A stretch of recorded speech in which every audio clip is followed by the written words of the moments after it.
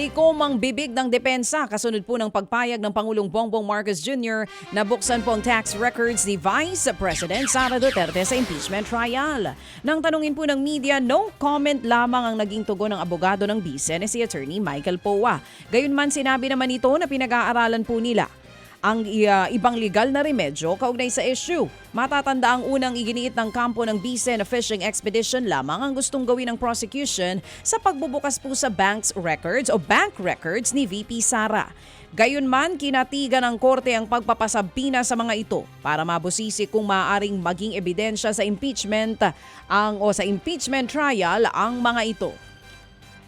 Sa iba namang balita, kinumpirma po ng Department of Transportation o DOTR na iniimbestigahan na po ng Office of the Ombudsman ang pananagutan po ng pamilya Villar sa pagkaantala ng LRT-1 Cavite Extension Project. Sinabi po ito ni Transportation Secretary Giovanni Lopez matapos tanungin sa programang ito kung may liability nga ba ang mga Villar sa delayed project. Ayon sa kalihim, naisumiti na ng DOTR sa Ombudsman ang lahat ng mga dokumento ukol sa proyekto. Kabilang po ang itinayong C5 flyover na siyang cause of delay ng extension project. We were asked to submit by the ombudsman to submit ang sabi ko nga po sa lahat ng LRTs ka DOTR, i-submit yung lahat ng papel na kailangan nila, pati po yung notes kung saan na nag-scribble, pati tissue kung may sulat sila, i-submit nila. Wala pong itatago from the concession agreement, from the procurement and everything. Yan nga po ang tinig ni Transportation Secretary Giovanni Lopez. Mga kapatid, inaantay pa rin po namin ang tugon ng mga Villar para nga po sa isang panayam ukol pa rin sa isyong ito. Sa kaugnay na balita, inamin na po mismo ni Transportation Secretary Banoy Lopez na naging komplikado po ang LRT extension o LRT-1 extension project dahil sa itinayong C5 flyover sa Las Piñas. Ayon sa kalihim, bahagi po ng orihinal na disenyo ng proyekto ang pagtukoy sa mga lokasyon. Natatamaan po sa pagtatayo sa natitirang mga istasyon sa Las Piñas, Zapote at Bacoor. Matapos matukoy ang mga lugar na pagtatayuan ng proyekto, kumilos na rin ang gobyerno na bayaran po mga tatamaang lugar para sa right-of-way. Ang problema, biglang tinayuan ng C5 flyover ang lokasyon sa Las Piñas na titirikan sana ng LRT station, kaya po ito naging cause of delay ng buong proyekto.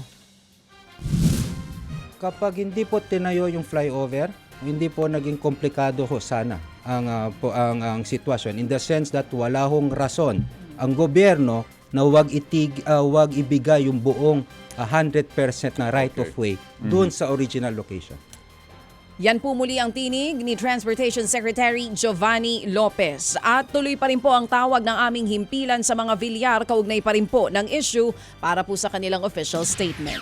Samantala, lumalabas naman po na aabuti ng 1 hektarya ang kinakailangan na pagtatayuan ng naturang Las Piñas Station ng LRT-1 Extension Project.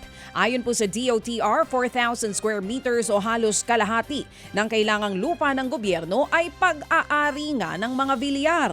Nagsabi naman na daw ang pamilya Villar na handa silang ma-donate ang nasabing lupain na gagamitin po sa proyekto. Pero lumalabas na 2 sa 6 na property nila ang nakasangla pala sa bangko. Para matapos na po ang problema, 3 kondisyon ang inilatag ng DOTR sa mga Villar. Kabilang po dito ang pagbibigay ng permiso o permit to enter sa gobyerno sa mga lupang gagamitin sa konstruksyon. Pagtitiyak na walang liability ang gobyerno sa lupang kanilang idodonate at pagkansela ng mortgage sa bangko para magamit na ang mga lupa. Sa ngayon nga po'y sinusubukan pa rin naming kunin ang panig ng mga Villar sa isyong ito. For all legal intents and purposes po, kapag meron pong encumbrance ang isang lupa, yung may-ari po ng lupa na yon can still sell it, can still donate it. Pero ang tanong po dito, Manong Ted, ito po ay hindi ordinary na transaction. Ito po ay i-donate sa gobyerno. At ang obligasyon ng gobyerno ay siguraduhin na walang risk sa gobyerno para hindi din naman po matamaan ang mga commuting public insofar sa DOTR po. Kaya yan po yung sinasabi ko ngayon that is under negotiation. No? So ang sabi natin ngayon, while for all legal intents and purposes, they have all the legal right to donate it. Mhm. Tama ho yan. Mhm. Pero tayo, we should do a counter offer to protect the government. Meeting po namin is by next week. Bibigyan, ang target pa rin namin is September 1 to start lahat. Mhm. So, bibigyan ko po sila ng 15 days. Or mas maganda nga po kapag nakikinig po ngayon ng Villar Group, nanonood, Mhm. pag-isipan na lang po nila ngayon yung ating sinasabing take it or leave it offer. Mhm. Para kapag nag-meeting po kami next week, sasabihin lang nila, oo, at saka hindi. Para matapos na rin po kami sa problema namin.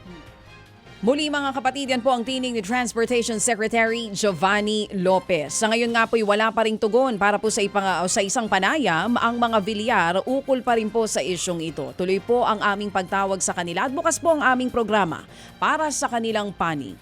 At mamaya, baby girl, atin din po pag-uusapan itong isyong ito kasi nga po, mga kapatid, yung pong sinasabi ni Secretary dito kahapon, kapag talaga hindi na-resolve ito, wala na munang Las Piñas Station. Wala na. Sabi niya, medyo siya ay, ramdam mo Stop na yung muna. kanyang, Frustration. yung kanyang gigil. Sabi niya, kung ayaw nyo, wala munang Las Piñas. Tatapusin namin yung Bacoor at saka Zapote. Kawawa naman mga Tsaka na pag nagkasundo na dyan, tsaka natin i-connect yan. Kawawa Dahil naman. gustong-gusto niya matapos ng proyektong Teka, ito. kawawa naman yung mga taga Las Piñas. Paano naman iyon? Ilang Anyway. taon na ulit? Ilang taon ng delay? Ha? Ilang taon na? Aba, mamaya na. Oh, sige. Babalita ka Sorry. muna Oo nga pala. Okay, sige. Malakas sa inyo yung kartel. Opo. Sa iba pang balita mga kapatid, kinwestiyon ng Management Association of the Philippines o MAP ang ilang tax relief na ipinangako po ng Pangulong Bongbong Marcos Jr. sa kanyang SONA. Ayon sa MAP, magandang pakinggan ang isinusulong na income tax exemption ng Pangulo para po sa mga manggagawang kumikita ng hindi lalagpas sa 350,000 pesos. Pero ang tanong po ng grupo, sino ang papasa ng mawawalang buwis mula rito? Umaasa po ang MAP na hindi ipapasa ng gobyerno sa private sector ang pagpasan para mabawi ang mga mawawalang kita ng gobyerno, lalo't mabigat na rin daw ang pasani ng mga negosyante sa bansa. Bunsod po ng tensyon sa Middle East at krisis sa enerhiya. Mga kapatid, patuloy po kayong tumutok sa 105.9 True FM para sa totoong balita, impormasyon, music and entertainment. Mag-subscribe sa aming YouTube channel at podcast at sundan nyo kami sa Facebook, Instagram, X at TikTok sa True Network PH. Bisitahin din po ang aming official website, truefm.ph.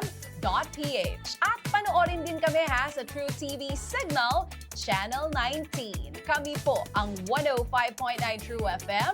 Laging true sa'yo, kapatid. Ito tayo sa totoo, tunay at tapat.